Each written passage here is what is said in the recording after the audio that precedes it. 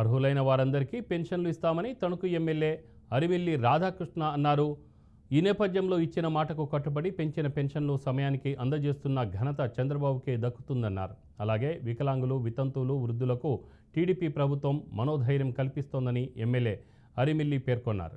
జనవరి నెలకు సంబంధించి పెన్షన్ల పంపిణీ కార్యక్రమం ఉదయం 5 గంటల నుంచే ప్రతి గ్రామంలోనూ కూడా పట్టణంలోనూ కూడా ప్రారంభమవడం జరిగింది. ప్రతి ఒక్కరికి కూడా ఇంటికి వెళ్ళి పెన్షన్ని ఒక రోజు ముందుగానే అందించేయటం ఈరోజు చంద్రబాబు నాయుడు గారి ప్రభుత్వం వచ్చిన తర్వాత ఇది 3వసారి.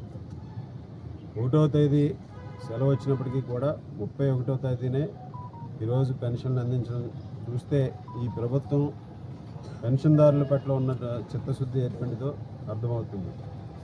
ఈరోజు ప్రతి ఒక్కరికి కూడా ఇంటికి వెళ్ళి పెన్షన్ అందిస్తుంటే వారందరూ కూడా చాలా ఆనందం వ్యక్తం చేస్తున్నారు.